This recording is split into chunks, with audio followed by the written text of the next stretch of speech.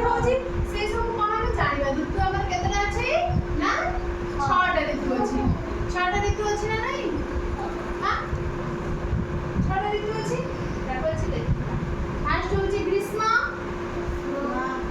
ଗ୍ରୀଷ୍ମ ତ ଇଂରେଜୀରେ ଆମେ ଦେଖୁଛେ ସମର। ସମର ସିଜିନ୍ ନା କଣ? ତାପରେ ବର୍ଷା ରେନି। ତାପରେ ଶରତ। ତାପରେ ହେମନ୍ତ। ତାପରେ ଶୀତ।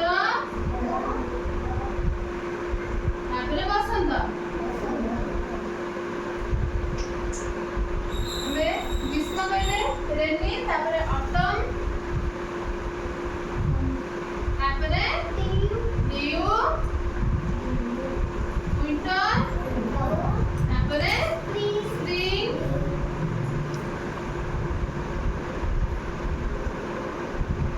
ଏଟା ହେଲା ଆମର ସମर ସିଜन ମାନେ ଗ୍ରୀଷ୍ମ ଋତୁ। ଗ୍ରୀଷ୍ମ ଋତୁରେ କଣ ହୁଏ ନା ବେଶୀ ଖରା ହୁଏ। ଖରା ହୁଏନି? ଆମେ ମାନେ ବହୁତ ଜୋର ଖରା ହେଲେ ଆମ ସ୍କୁଲ କଲେଜ ଛୁଟି ହେଇଯାଏ। ଛୁଟି ହେଇଯାଏ ନା ନାହିଁ? ଆମେ କଣ କରୁ? ଘରେ ରହୁ। ଆମେ ଖରାକୁ ଗଲେ କଣ ବ୍ୟବହାର କରୁ ଗ୍ରୀଷ୍ମ ଋତୁରେ? ଛତା ବ୍ୟବହାର କରୁ, କାନରେ ଜୋତା ବ୍ୟବହାର କରୁ, ମୁଣ୍ଡରେ ପାଣି କପଡ଼ା ବ୍ୟବହାର କରୁ, ଚଷମା ବ୍ୟବହାର କରୁ ନା କଣ? ଖରାର ଯୋଉ ତାପରୁ ଆମକୁ ରକ୍ଷା କରେ, ନହେଲେ ଆମେ ପଡ଼ିଯିବା ସନଷ୍ଟ୍ରୋକ୍ ହେଇଯିବ।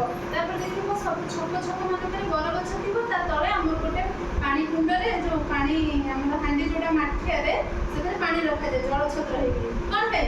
ବାଟୋଇ ଯୋଉମାନେ ଯାଉଥିବେ ଦେହ କଣ ହେଲେ ସେଥିରେ କଣ କରିବେ? ପାଣି ପିଇବେ। ଗଲା ଗ୍ରୀଷ୍ମ। ବର୍ଷା ଋତୁରେ ସେମିତି କଣ ହୁଏ? ବର୍ଷା ହୁଏ, ଜୋର ହୁଏ ନା ନାହିଁ? ଦେଖିଛ ବର୍ଷା ହେଲେ ଆମେ ସେଇ ସ୍କୁଲ କଲେଜ ବି ଯାଇପାରୁନା ନା ନାହିଁ? ଯାଇପାରୁ? ଆମେ ଛତା ବ୍ୟବହାର କରୁ। ବହୁତ ଜୋର ବର୍ଷା ହୁଏ, ଘରକୁ ବି ବାହାର କରୁନା। ବର୍ଷା ହେଲେ ଘଡ଼ଘଡ଼ି ହୁଏ, ବିଜୁଳି ହୁଏ ନା ନାହିଁ? ଆମେ କଣ କରୁ ନା ସେଇ ଛତା ବ୍ୟବହାର କରୁ। ଆଉ କଣ? ପାଣି କପଡ଼ା ବ୍ୟବହାର କରୁ। ପାଣି ହଁ କର। ତାପରେ ତମେ ଛୁଆମାନେ କଣ କର? ବର୍ଷା ହେଲା ମାନେ କଣ କର? ଡଙ୍ଗା କରିକି ଫଟା ଯୋଉ ଭସା ପାଣି ଫଟକା ଯେମିତି ଭାସିକି ଯାଉଥିବ ଦେଖିଥିବ। ତାପରେ ଗ୍ରୀଷ୍ମ, ବର୍ଷା, ଶରତ ଗଲା, ହେମନ୍ତ ଗଲା, ତାପରେ ଶୀତ। ଆମେ ଗ୍ରୀଷ୍ମକୁ, ବର୍ଷାକୁ, ଶରତ, ଶୀତକୁ ଆମେ କଣ କରୁ? ବେଶୀ ଅନୁଭବ କରୁ। ଏଇମାନଙ୍କୁ ସେ ତା ଭିତରେ ଚାଲିଯାଆନ୍ତି। ଶୀତ ଋତୁରେ ସେମିତି କଣ ହୁଏ? ବହୁତ ଜୋରେ ଶୀତ ହୁଏ।